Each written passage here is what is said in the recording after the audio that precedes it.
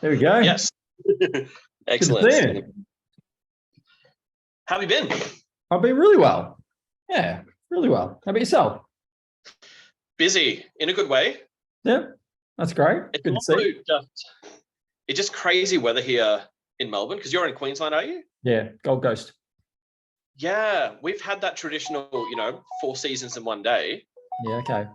The aircon on and the heater on, and the scarf last week, and taking every layer off this week because it's sunny. And okay. It was too hot by 9 a.m. Oh, really? Okay.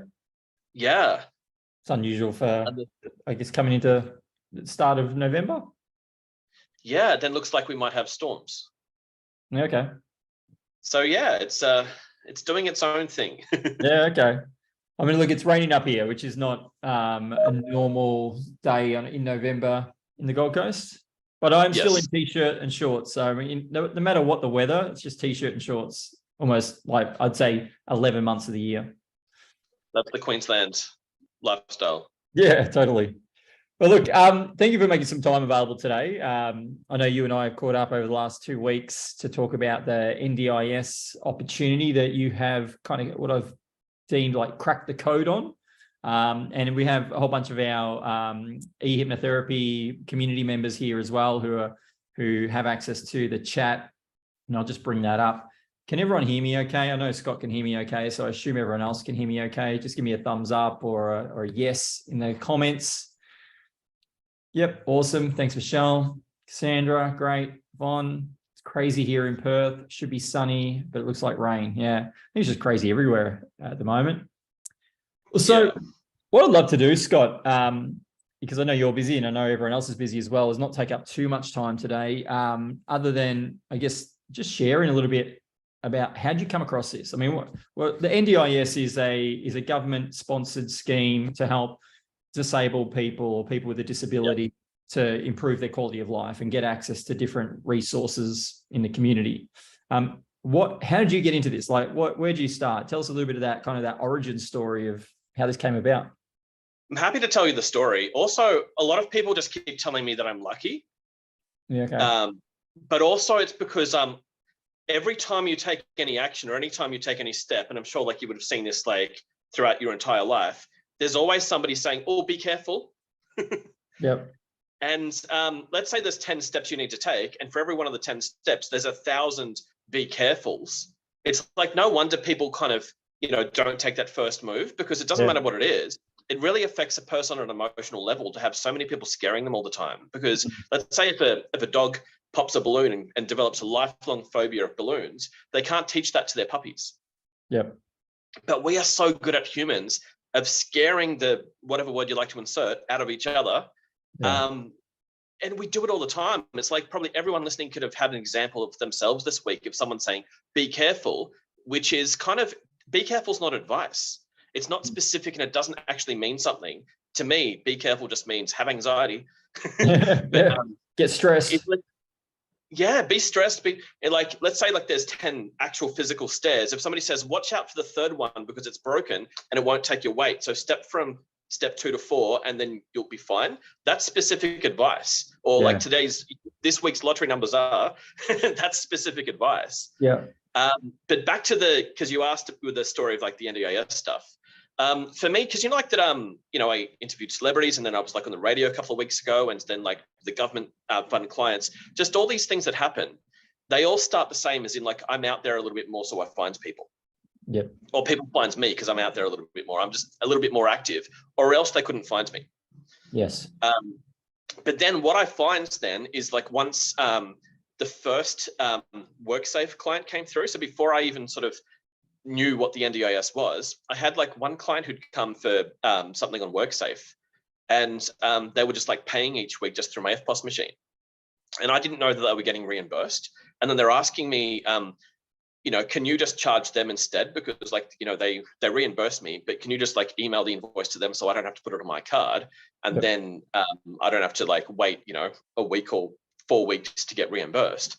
And so what I found because like she was saying, everyone else would be like, no, or I don't know, or you'll have to help me. I'm just like the weird, silly guy who just says yes to things. And then works it out later. Yeah. And so then I contacted them and that said, all right, well, here's the invoice. Can I put it through? I've got, apparently got approval from the caseworker.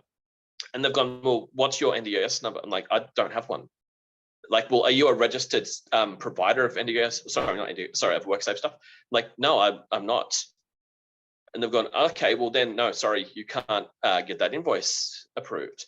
And so then I asked them, I said, like, well, actually, can you tell me how the other ones got approved? Because week after week, she just kept sort of coming and paying on her card. And then she said that she was getting reimbursed. And all she's asked me to do is to be just the one who emails the invoices across. So can you tell me, how did that one get approved? And they've gone, can you tell us like who the client is? Can you tell us what their WorkSafe number is? And they've gone, oh yeah, that goes into the computer because like we can just put that through their account. And I've gone, what does that mean? They've gone, don't worry about it. Like, just send us the invoice and we'll pay it. I'm like, okay. But if I had accepted the first no, it's like when I got my office 12 years ago, it was something around like, $60 to $70 a week. And then I went to teach at an academy that taught hypnotherapy at the time. And people are asking like, well, how do you get an office that cheap? And I'm like, I don't know, you've got to go looking. And they're going, can you give us a listing of all the offices that you can get for 60 or 70? I'm like, I don't have a listing of them. But they've gone, but I looked everywhere and they don't exist. I'm like, well, anyone who says they've looked everywhere has a spaceship. And it has to be a faster than light travel spaceship because they've looked in dimensions and universes that we don't know exist. It's such a ridiculous thing. People say, I've looked everywhere. I'm like, no, you haven't. Quite literally, I'm sorry. You haven't looked everywhere. How many real estate agents have you spoken to? One. They laughed at me when I asked for one that was under $100 a week. I'm like, okay, you got laughed at by a rude real estate agent. How many real estate agencies did you speak to? One. I'm like, well, okay, there's your problem. You stop at your first no, and then you just assume I've looked everywhere instead of keep going. So it's like then onto the NDIS, because you were asking, how to get onto that. Then I had some clients that, I was telling them about some hypnotherapy things we do, ebooks that I've done, talked about how to sort of organize emotions, how to organize thoughts, and how to sort of get ahead in life. And they've gone, oh, well, I'm a caseworker for the NDIS. Can I share that with some of my people? I've got a few clients that would like to see it. And then like one of them would say, like, can I bring a client to you for smoking, or can I bring a client to you for anxiety? And I'm like, okay. They've gone, can you invoice the NDIS? And I'm like, maybe. I don't know. So yeah, Ned, I basically then had to then talk to the caseworker and say like, all right, can you talk me through what to do? They're like, yeah, so like here, basically send the first invoice to this place, or send the first invoice to this email address, and copy me into the first one. And after that, just send it to just them. Yep. I'm like, okay, what do you need on it? They've gone, so the caseworker is ridiculously on your side.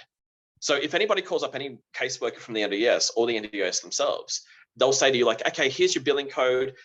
Here's, there's like 15 categories you can bill under. Here's the one that you should pick. Then they'll be like, what's your client's NDIS number? Put that on the invoice. Here's a template. And they just sort of help you out with it. And then once you've set it up once, it's just easy.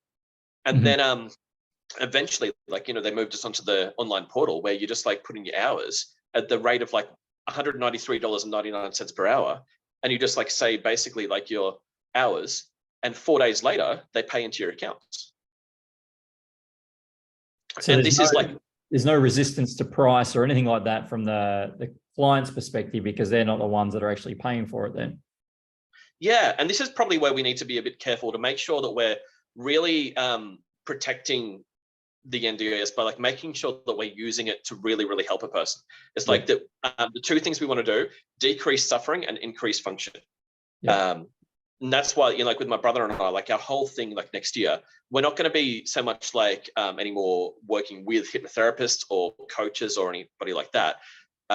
There's so much more for us to do, and literally like more money to be made from just dealing with the hypnotherapy clients. Because like, this week, I've invoiced like $5,000 through, various like government paying industries. And it's not like, you don't have to think about like, when will the money come? You don't have to think about, will they show up? You don't need to think about, is there resistance to price or anything like that? So it's kind of like all of that is gone, is including like sales themselves, like that as a job that you have to do is gone. Yeah. Like if you have like 5 clients, that can feed you for life and your partner. Like it really is ridiculous these days, kind of like what is available. And at the same time, that's why I'd say that, we need to make sure that we're doing the best possible service to show the government as well that we're spending it well by providing the best possible service. Yeah. So that we get to keep that. So it's not just seeing it as like a food trough that you can just go and stick your snout in and eat from. It's really about showing up and doing a quality service, impacting them in a positive way, and getting paid in return for that service. Yeah. Well, part of the problem is that you can, you literally can just go in and just like start, putting an invoice. And that's why we want to be careful and say, like, let's all really make sure that we're doing the right thing, because there is so much, I guess, like potential for abuse. Yeah. With this system. But at the same time, it's like when talking to hypnotherapists about this, the conversation often sort of goes the same way, as in like that, what are the memberships that I need? Well, what are the qualifications that I need? And what are the associations that I need? And how do I get in? And I'll be like, what do you mean?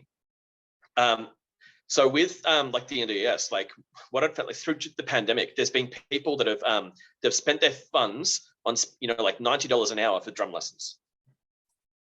And the drum teacher is not a qualified psychiatrist. They're a drum teacher. Yep. And people were like spending the NDIS on movie tickets. The cinema I can promise, the cinema itself is not a qualified psychiatrist. Doesn't have like memberships and associations. Really? Yeah. But hypnotherapists, as much as I love them, do make it a bit hard for themselves, as in that they bring up all these fake barriers that their best mates told them. They would rather, most of the time, they would rather listen to whoever scares them the most than whoever's most successful. Because the person who's most successful often will surprise you how little they think. They take action, they do things, they learn, and they move forward. Whereas everyone else is like, be careful. And that, unfortunately, I guess that's who gets trusted the most, whoever's the scariest. It's like, you'll be in jail in 2 weeks if you blah, blah, blah. And there's so much fear getting propagated. We need to ignore that and just look at the facts and say that, like, well, the government basically is paying you to help people through a post-pandemic world where there is so much emotional heavy lifting that needs to be done. People are really suffering and they could use your help. I loved how in the meantime, there you go. In the meantime, you can get paid really, really well for it. Like if, next week I've got something like about like, 10K worth of bills set up to go. I just got my understanding. I'm just reading one of these. Oh, sorry, it went off the screen a little bit fast. Can you still see the question? Yeah, I still can. Yep. Basically, what Mel's saying is that her understanding is that only NDIS registered therapists can claim through the portal. So I think that was what you were saying, is that there's a perception. I had the same perception until you and I connected. And look, by the way, I've known Scott for probably 8 years, 9 years. We happened to sit next to each other at a big 5,000 seat event, I think it was, in Melbourne. Yeah. But yeah, my perception was NDIS was like you had to be a qualified psychologist or something like that. And I think that's that perception that a lot of people have, where they think, oh, there's these qualifications and hoops you have to jump through. Either you don't have those qualifications or they're too hard to get your head around. And I actually had a phone call because I did a little bit of research last week. Had a phone call from a company. It's amazing how social media listens to us when we talk, because after you and I talked, I now start seeing become an NDIS qualified provider all over my social media now. And so I thought, you know what, let's see where this takes me. I went down that rabbit hole and had a phone call with a company that claimed to be able to certify us to become a NDIS registered provider. And it turns out that it was going to take 4 months and it was going to take $4,500 and then a 10,000 word submission and all this stuff. And I was like, okay, thanks for that. And it wasn't until the very end. And I'm like, you know what? I actually got a friend who told me that you don't need any of that stuff to actually work with clients in the NDIS. And they're like, yeah, they're right. And they just almost like gave up at that point because they realized that they were trying to push that same agenda of, hey, you need all this stuff in order to, use your services with people in the NDIS program? Yeah, I'm seeing a few questions that have come up. Like one was about insurance. I That's can, just for, I can scroll up and we can get to them. Yep. The insurance one, it has nothing to do with the NDIS. Insurance is just something that's a good idea. I go through McGallagher's for $200 a year. They give me like $10 million coverage for everywhere except for US and Canada, for both PL and PI. That's it. It's probably a good idea to have. It's not a legal requirement, but it's a very good idea. So like I describe it as home and contents insurance. You're not required to have it, but you probably do want to get it. Yeah. Somebody else was saying you can send them an invoice, but you can't go through the portal, or you can't claim through the portal. What seems to happen is that like once you've actually submitted an invoice and they've paid it, you can then start claiming through the portal. Like there are buttons, like what we show in the course, the walkthrough. You click the button that says submit an invoice. There's a little chat button down the bottom right where like if you stuff an invoice up, they help you. And I've recorded all of those conversations because I've stuffed up a lot of invoices in all of the ways that I could have accidentally thought of and showing the solutions and like, the conversations, like where I've basically blocked out anything that you really don't need to see, like as in anything that has my client's information, their NDIS number or name. I've blocked all that out for their privacy, but you can see everything else, which is, oh, sorry. So I have NDIS clients earlier this year and I am in the system. I missed the second half of that question. So it's saying, I've had an NDIS client earlier this year and I'm in their system. Would you say that I'm a registered provider in that case? That's the first question. The next question is, where would I then advertise for other NDIS clients? Do you know if they have a platform? And then the third question is, do you claim through plan partners? Is that what you call the portal? Plan partners is a good one because it literally has the button that says, yes, so that's one of the portals that's automated where you can just kind of create your invoices. And it depends if the client themselves is with plan partners or with a different agency. Mm-hmm. So, like there's EML. For everyone else, plan partners is an agency that handles a lot of the NDIS, some of the NDIS members then. Is that right? Yeah. And so as like far as like being registered, it's a specific terminology that means like, something else. It just seems like that the way that the NDIS is running it is that you just don't need to be registered. So it's an artificial thing at the moment.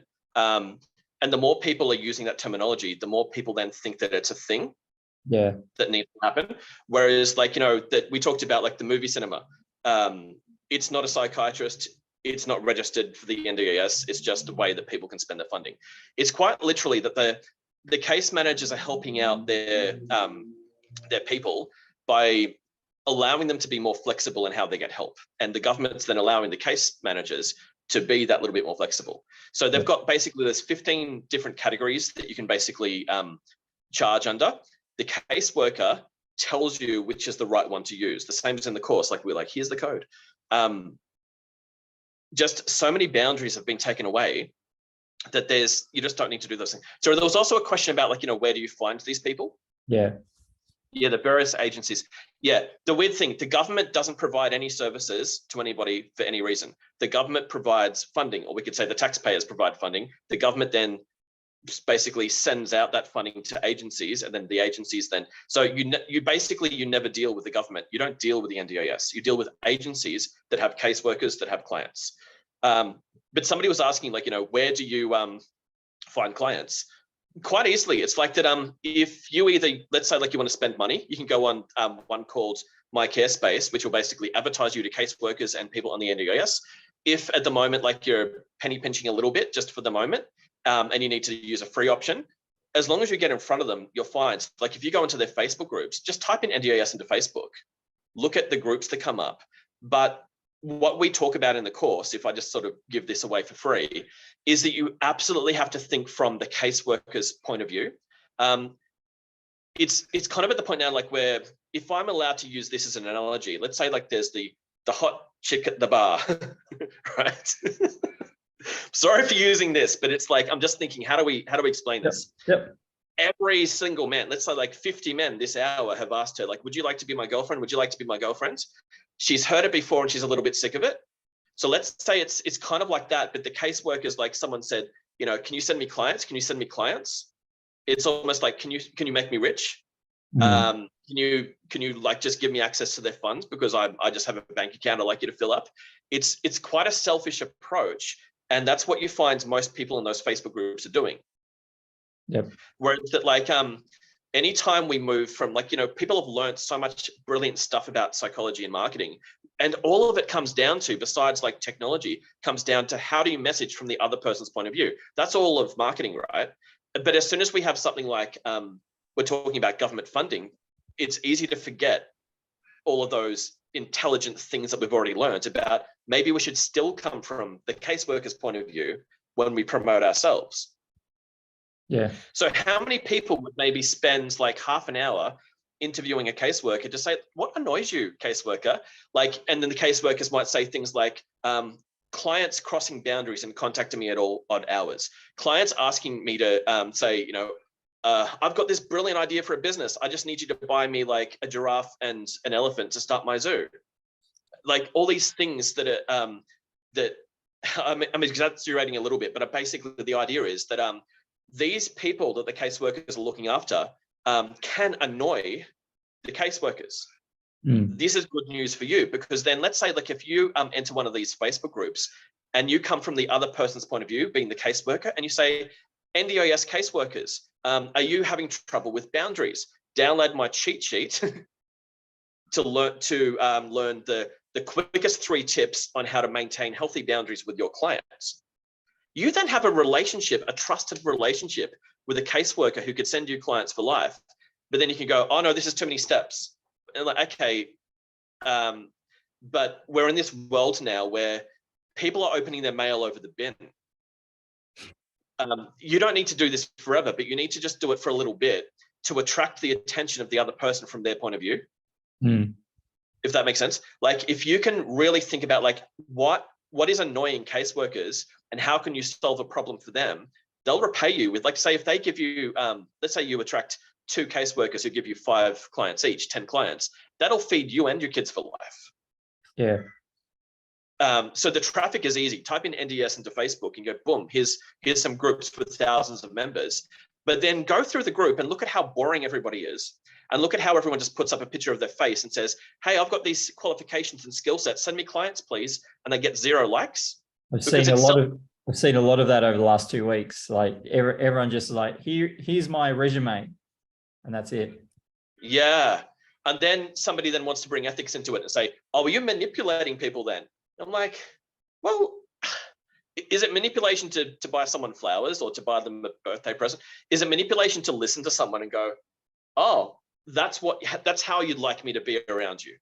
You're just solving their problem, aren't you? Like that's what you're doing. You're like, you've got this problem, let me solve it, and through that we now have a relationship, and then maybe we can explore that further, and you're still helping that caseworker, because that caseworker has a job to do, which is to support those people, those clients, and so you're facilitating their job to make that easier. And if you're a good guy can add value to them, or a good person that can add value to them, then you're the sort of person they want to work with.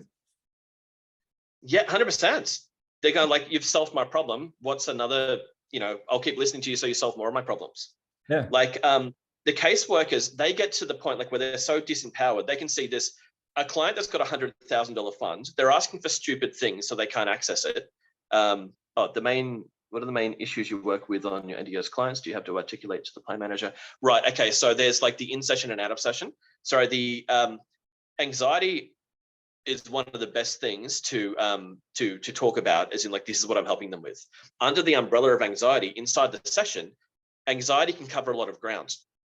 So whatever it is that you do in the session is private between you and your clients. But when it comes to the invoice, the same as like, you know, like the story of the DSM-5, which, you know, came from the DSM-432, you know, the DSM-5 was never a book about how to diagnose the person. It was a book on how to diagnose the payments.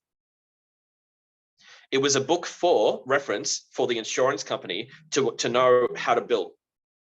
Okay. And from there, we've gone, okay, but it's thorough, so let's use it to diagnose what the client calls themselves as well. History is a funny thing. Yeah, definitely. But yeah, sorry, something before that I was saying, this world is kind of, you can't live by default anymore. You've basically got to come in at an angle, and the worst possible angle that most people seem to come in, like when they're struggling in business, is like, I'm just going to increase my budget. Mm-hmm. So they go, all right, here's a bad message that nobody cares about, putting out $100 a week. Let's put $500 a week. Now it's $500 a week on a message that no one cares about. Yeah. Like, so you don't need to do that. Instead, it's like, really think about, like, pretend that that you care enough about the caseworker that you're treating them like a human. Yeah. And when I say pretend, don't pretend. Actually do it. Actually do it. Care about them enough that you don't see the caseworker as a meal ticket. And this is your key to get fed for life. So it's like not that hard to really get inside the head of a caseworker who's suffering from their own issues. Yeah, the caseworker can feel so disempowered because the NDIS is so unfocused that eventually, I can guarantee this from, relay this, from experience. Eventually, caseworkers just want the day to finish and they want to go home. They love and care about, they get into the industry to help people, but eventually they get so disempowered that they just like, well, let's just run out the clock and just go home, get paid the same. Yeah. You come across then as the hero because you go, all those things that bug you? What if we can help you with that? But at the same time, I can actually help you with your clients and make all your problems go away. And all you need to do is just download one page. Oh my goodness. Yes. Love it. All you need to do, you're saying to the caseworker, all you need to do to solve these problems is download my cheat sheet, and it's a one-page explainer it all that'll help you out. They read it and they see that you've got like perspective, genuine perspective on their issue. And they've gone, well, while I've got you, can I send you some people? Because I'm not the therapist, I'm the caseworker. You're the hypnotherapist. Let's send people to you. Yeah. And then you need to invoice correctly and then do a really, really great job with your clients. Let's say 3 jobs, do a great job with your clients, find clients, invoice correctly, you're done and you can go home. Yep. It's not about working so hard that you burn out. Yeah. It's really about like coming at the angle that you need to, you do not have the option these days to live by default on this planet. It's be deliberate Yep. or just become like sort of just, suffer the storms pretty much. I guess what I'm hearing in summary is often people will feel like it's hard to offer their services through the NDIS program, but there is a way of doing it. There's an easy way, and I kind of relate it back to a lot of, and marketing quite well as well as I do, is that people overcomplicate things because they just don't know what buttons to click. And Facebook doesn't make it easy because there's all these different buttons and ways to kind of access things. But once you know what buttons to click and someone can show you, then it makes it nice and easy. You just go, okay, I just need to do those things. And what I've heard, and you explained it really well in your program, is that there are some people out there that are using terminology that does make it feel like you need to be registered, like that registered provider. And there's terminologies that are being, I guess, shared from person to person. But when you look at the letter of the law behind the NDIS program, that's actually not a requirement. Yeah. It's not a requirement in order to service those people in the NDIS. And so I think some of us tend to, in life in general, overcomplicate things because of the perception that we're given by other people who also overcomplicate it. And like you were saying, kind of like, oh, be careful. You need to be this, or you need to be that, or you need this technical term, which that's nice to be that technical term, but you don't actually have to be it. And it's just like hypnotherapy. It'd be amazing if every single person was a licensed, certified clinical hypnotherapist with a diploma. But you don't need that in order to work within the industry. But there are some bodies out there that will project that you do need that. It's kind of best to be that, and maybe it is best to be that. But I think that's the summary here, is that it can be easy and simple to get access to using your services, first of all, making sure you can deliver a quality service. If you know you can deliver a quality service, then getting access to the NDIS case managers and agencies who can then bring, I guess, send you clients. But then there's also a way to find your own clients as well, isn't there? There's so many ways. I mean, like besides like using those Facebook groups or My Care Space or any of those services, you can also run into them randomly. Like you can also like if you're out there and you just run an ad, that's one way of doing it. You can do network meetings. So like all of those ways still work. It's just that like one of the fastest ways is to type NDIS into Facebook and find the group and out-listen everybody else. Mm-hmm. So like when I say that, it's like you have zero competition when it comes to listening here, because I can check this out. Go into these groups yourself, any NDIS group on Facebook, and check out how bad everyone's post is. And like, let's say there's a line down the middle. One is talking about themselves. On the other side, let's say it's how can I solve a problem for you? Every single post is on the send me clients. Everyone. What if you were the only one on the other side, like going, do you find like, so whatever it is you're trying to do, are you a caseworker who has trouble with boundaries with your client? Download the cheat sheet to learn the top 3 tricks to do that. Or do you find, is your client asking for things that the NDIS doesn't allow? Download the cheat sheet to find out how to approach them. And so like in this course that I've got, like it's just so simple. I'll just like draw kind of like a few columns and say, as an exercise for the caseworker to do, and this is more of a video they can watch, so they can just send me a client and say, it's too hard, you do it for me. But as an exercise that the caseworker could do, I'll say, let's have a column of all the things that your client is currently spending money on. Next, let's have another column of all of your goals that your client has. In the next column, let's write any of those things that they're currently spending money on that match up to their goals. And on the last column, let's call it the discussion column, not the cancel column. Let's list all of the ways they're spending money that doesn't in any possible way match up with their goals, and call it the discussion column. And you send that to them and they're like, wow, this is brilliant. And it's not brilliant, it's just sensible, because the caseworker is busy and they're waiting for you to come in and after a really, good sleep and a rest, to come in and make sense to them, because they're under so much pressure. They don't have the time to work these things out. Yeah.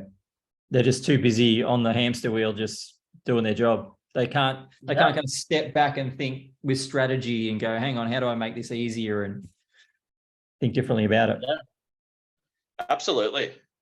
Well, you're mentioning roughly how many clients, I guess, you tend to work at. Like actually, no, I've got a different question.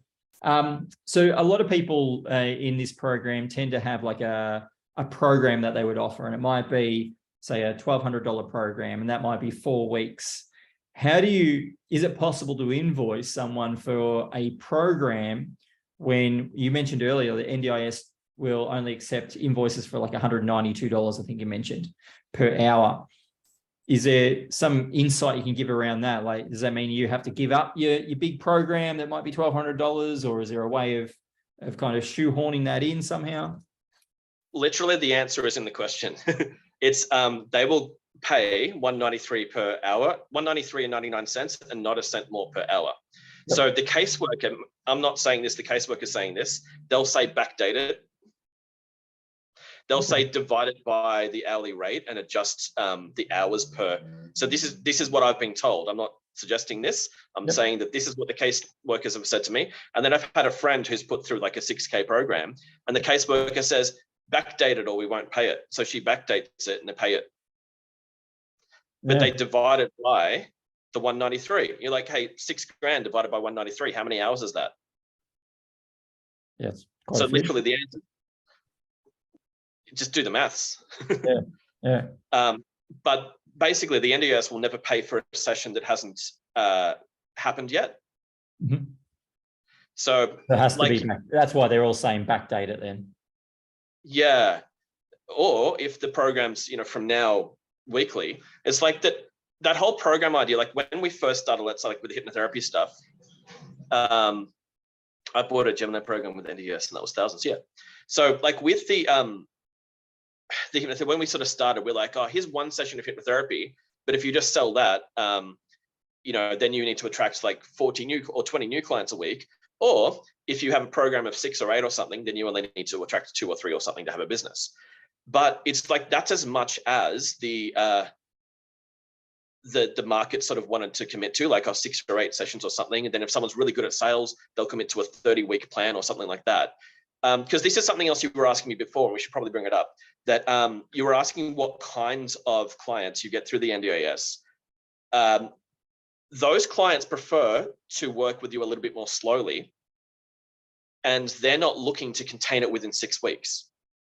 There's no end date. Like it's only an artificial one if you come up with it yourself. Like you don't need to say it's 6 weeks or 8 weeks or something. It can be weekly. Yeah. If you feel they need a break or they feel they need a break, you can have a break. So it's almost like my perception is in the US, for probably the last decade, it's kind of like in vogue to have a therapist. They talk about, I got to go see my therapist, and there's no end date to having a therapist based on what that perception is that happens in the US. It's almost like having a hypnotherapist. It's your hypnotherapist. It's your hypnotherapist that you see once a week, once a fortnight, whatever it is. There's no end date to it. It's just your hypnotherapist. That's kind of like just a change in the model a little bit, because a lot of what I've taught over the last 13 years or so was, get them in, empower them, help them transform that part of their life, and then send them on their way, and then find the next person. But this is a slightly different model around bringing someone in, form a relationship with them, and support them long term. Would that be right? And they prefer to work with you a little bit more slowly. So it's that in each session, you're not under as much pressure to, like if a smoker comes to you and be like, what's your price for smoking? You'd be like, 500. Well, I've heard someone else does it for 4. Okay. Then you're like, oh, okay, I'll do it. No, I want it for 300. And it better work in the first session, or else I want double my money back. Also, you need to send me 30 videos of people saying that you've cured them this week. And so it's like, wow, where's all this pressure coming from? You're like, no wonder you're smoking. But it's with NDIS clients, like they're basically just easier to work with, and you still work towards a goal at the right pace, but none of this sort of artificial kind of like result right this second, or else I'm telling everyone you're awful sort of attitude that I know like a lot of us don't attract that. But you'll definitely not attract that through the NDIS, because it's they're kind of they're coming for a disability, and they want to basically do 2 things. Like they want to increase function and reduce suffering, and they're a little bit more relaxed about how they get there, and a little bit less forceful about it. If that makes sense. Yep. Yeah, totally. So it seems like they're a little bit easier to work with in terms of that. There's not that pressure to deliver a tangible result in the single session. Yeah, absolutely. Okay. Do you have any insight around, somebody asked, like breath work, meditation, other modalities? Do you have any insight yourself based on what you've seen around whether those sorts of modalities are also applicable to the NDIS? So let's say there's the in session and the out of session. So there's invoicing in the session, if they could be the 2 columns. Yep. Almost all of how the relationship starts on paper is anxiety. Yep. And so then they give you the billing code, which could be something like increased life skills, therapy, whatever it is that they will use. The caseworker will be ridiculously useful, helping you to know what to put on the invoice. As far as in the session, anxiety covers a lot of grounds. Like anxious, like no matter what business you're in the business of reducing anxiety. If you do sales, your job is to reduce anxiety. If you're a surgeon, your job is to reduce anxiety. If you're a hairdresser, your job is to reduce anxiety. So that's 90% of your job, no matter what you do. If you're a mechanic and work on people's cars, your job is to reduce anxiety. So that's kind of your job. Inside of that covers a lot of ground. So it's up to you guys as to like, what's your system in the session. But as far as what's applicable, it's really these 2 columns. There's the invoice and the therapy. That's why you're the expert. Like you're the one who gets to say what goes on in the session because you're the expert. As far as what's on the invoice, it's basically pay me for my time, but use the biller code that fits into the computer. Because the person who pays, they will never pay for something that doesn't fit into their computer. So like I had one person was like saying to me like, oh, there's someone who wants to get onto the NDIS because they just lost. And so maybe I was having one of those sarcastic days because I interpreted literally. I knew what they meant. Yep. So sorry in advance for this cheekiness, but I've gone, oh, call the police. That's how you find lost people. I don't mean that they've run into the woods. I mean that they're lost. I'm like, okay, but as a challenge, I'm being difficult on purpose to get you to say the word. What would you put on the invoice? They're like, I don't know. Like, I can give you some, I can just tell you, or I can give you hints, but I want to give you hints so you can sort of say the word anxiety yourself. Yeah. But it's kind of that. It's like people really do overcomplicate it. They'll be like, this person suffered for years. Oh, okay. So basically you're trying to get empathy from the government. They've given you the fund. They're done. Yeah. They don't care how you spend it as long as it fits into the computer. What's a really good point what you're talking about is that separation between you have the invoice, and if the invoice is correct, then that's all I guess the case manager. If I think about what does the case manager want? The case manager wants their job to be easy. They want to make sure that their clients are being served in an appropriate way, and that the whole process works for them, makes their job easier. And so if you get the invoice right, then whatever happens in the session can be anything, because like you're saying, you're the expert. The person that's running that session is the expert. As long as they're offering a quality service to the client's lifestyle or quality of life is improving through that, then that's really, I guess they're the hoops to jump through, aren't they? I would say get the invoice right. You get the invoice right, and you've got the relationship with that's probably the second one, the relationship with the case manager, and then you deliver a quality service. Yes. They sound like they're the three main hoops to jump through. Then you get to go home. Yeah. Yep. Yeah. And, wow. Like as a, those alliterations where you use the two words with the same first letter. Yep. And so, because, I was saying like, I'm getting out of the whole helping hypnotherapist. I've built the course. Now I want to go and do something different. Yep. So my brother and I, like what we're calling our mission for next year is called Focus the Funds. Focus the funds. Is that what you said? Yep. Because we want to protect the NDIS to make sure it doesn't go away, because the government has a habit of going, let's just throw money at it with no focus. Like, oh, that didn't work. Let's get rid of it. Right. Yeah. So we want to sort of like keep this as a staple of society.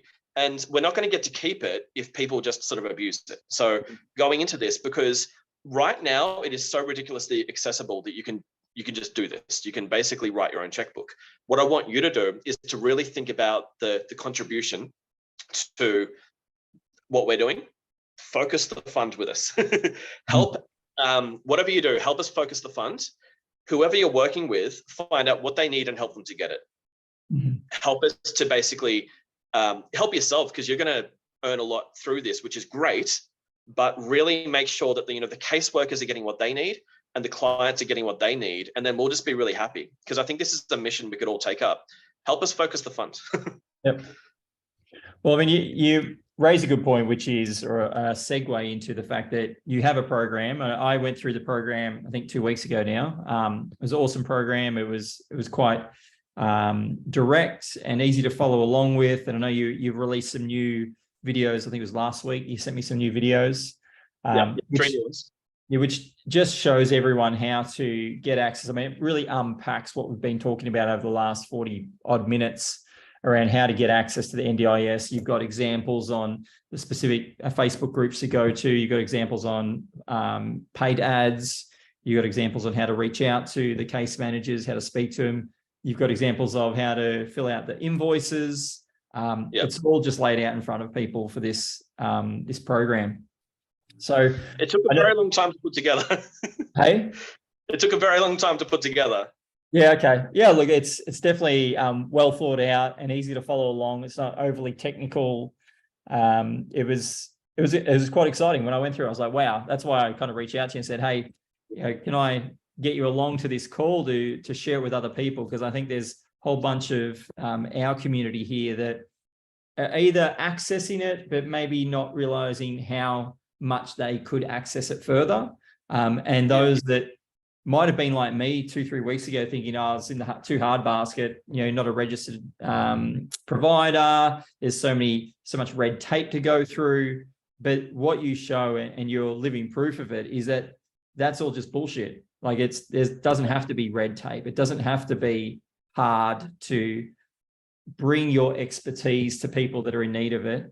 And like you were saying, that could be all you need to do. You don't need to keep finding clients. You don't need to keep, advertising on Facebook to, find the next 10 clients, the next 10 clients. It might just be, 8 clients is all you need. And that could, as you were saying, feed you, feed your partner, and feed your dog. That's your 5K a week. Yeah. And so like, I know I reached out to you and said, hey, can we offer this to my guys? And you're offering it for $500.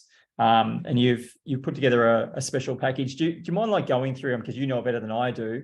What do they get with this program, like in a nutshell? Yep.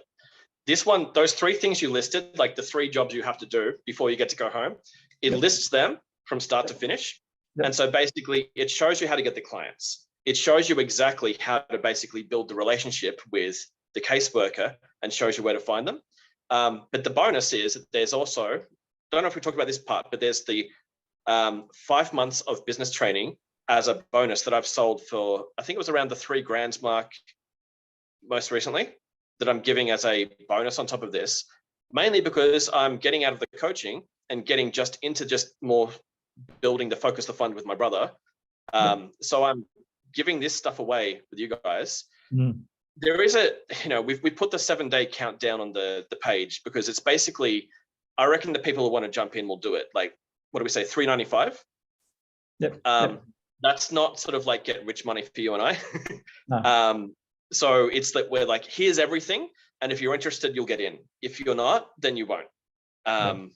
Especially at that price, because out of all the bargains, I know probably a lot of people say this, but this is the one that basically the deal is between you and the government. If they could pay all of your bills forever, could you help us rebuild Australia after the pandemic?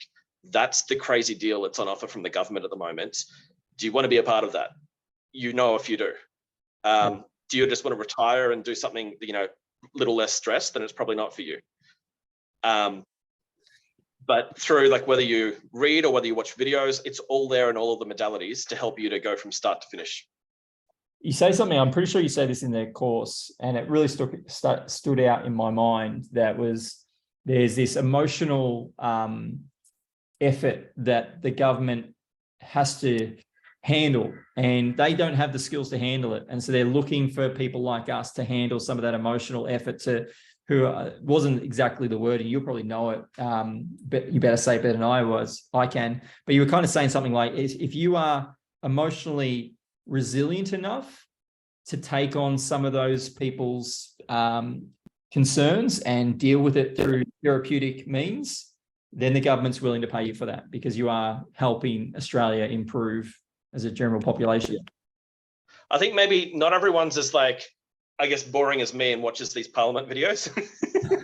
But like, when you hear them in Parliament say that we recognise the Australian labourer, and not Labor Party, sorry, as in like the worker who works with their hands, we recognise the work they do, and they build our buildings, they build our rails, all of those things. But we also recognise the emotional lifting, also the emotional heavy lifting that an Australian does as well. We want to make sure that they're supported at the same time. So to hear that in Parliament, to basically say that they recognise emotional heavy lifting is just as much work as what physical labour is. Yep. Excellent. I see you've shared the link. Yeah, that was the link you sent me, wasn't it? Hopefully I'm using the right link. I think so. If it says $3.95 in the URL, then it's the right one. It does, yeah.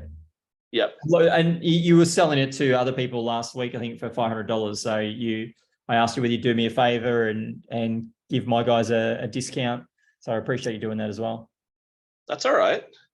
Are there any questions for anyone else that's on this call that you'd like Scott to answer before we wrap it up, knowing that we've only got probably about 10 minutes left?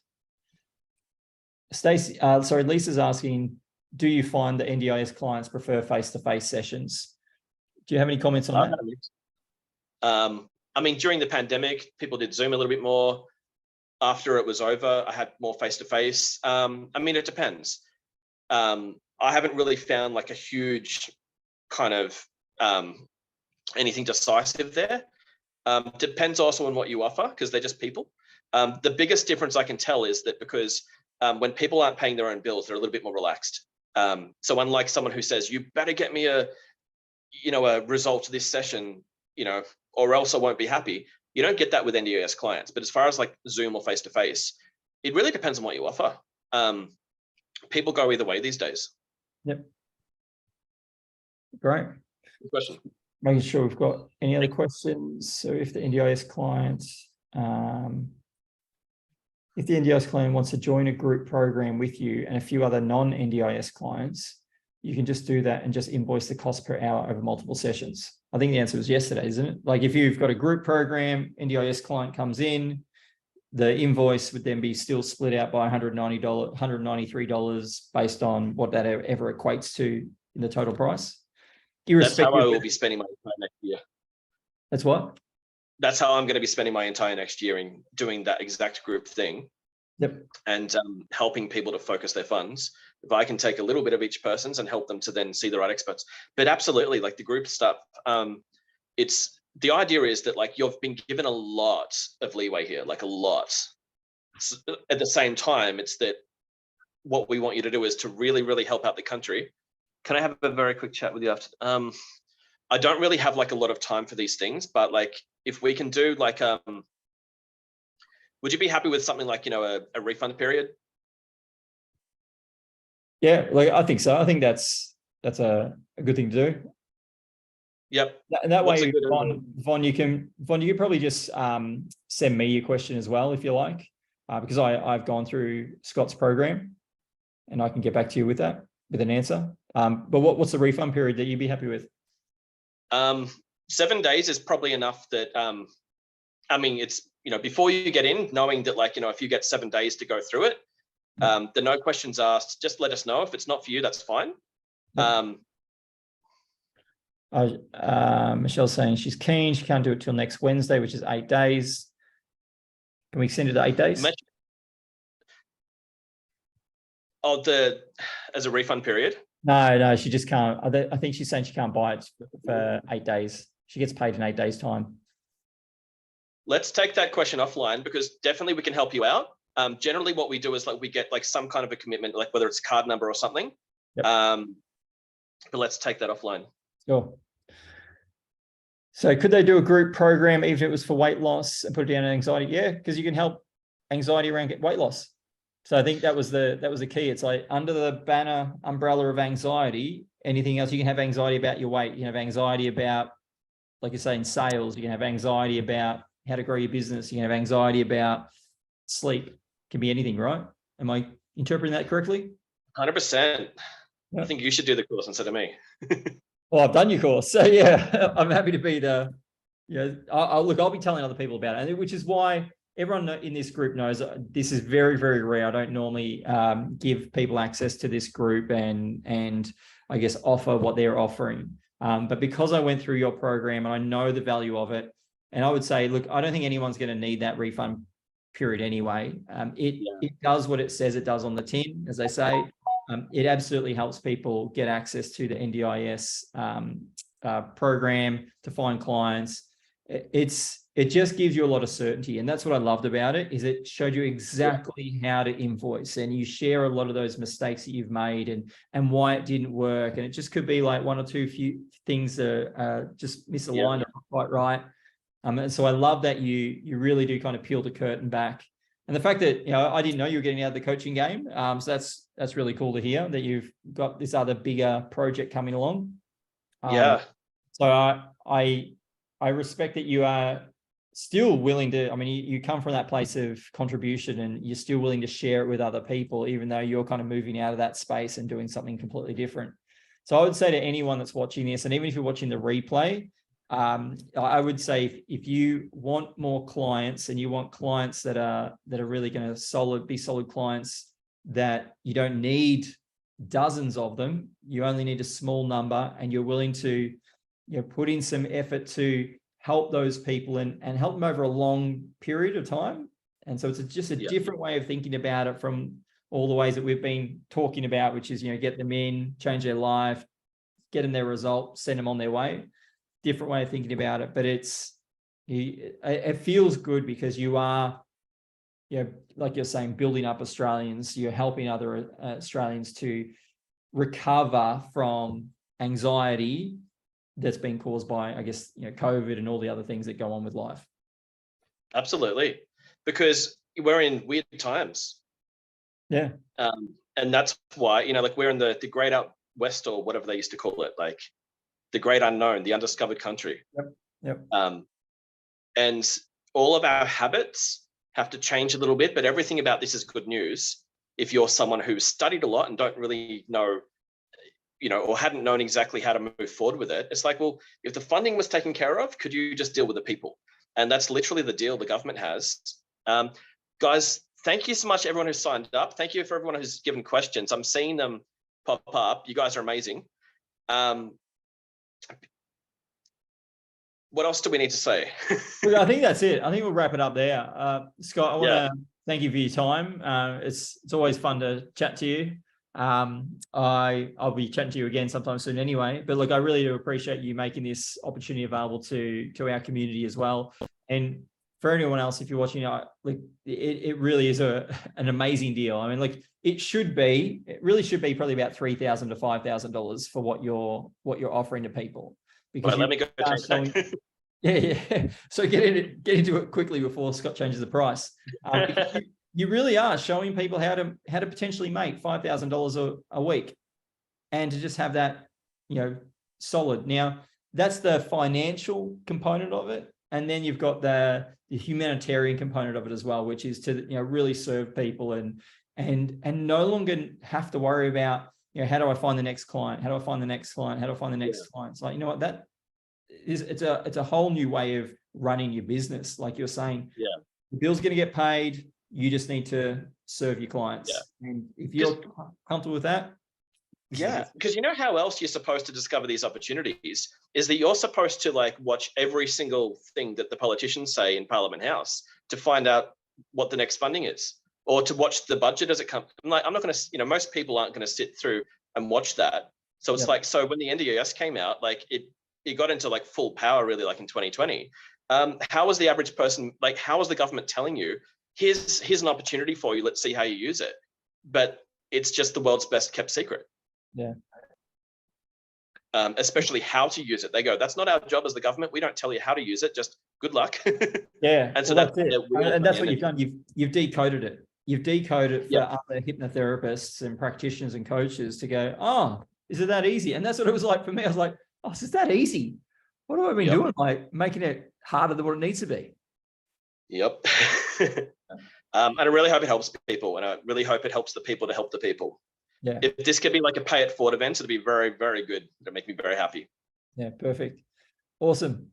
All right, Scott, we'll let you get back to your day. Appreciate your time. And for everyone else, appreciate your time as well. And we'll chat again real soon, but make sure you go grab Scott's program. I will paste it in there one last time because, it really will change your entire business model. And you get to help some people that really do need some help, where money's not going to be a problem for them. It's not about cost anymore. You don't have to do that whole sales component. It's just serving people, getting back to the whole reason why we started this in the first place. 100%. Awesome. All right, Thank Scott, you guys. appreciate it. Thank you. Thanks.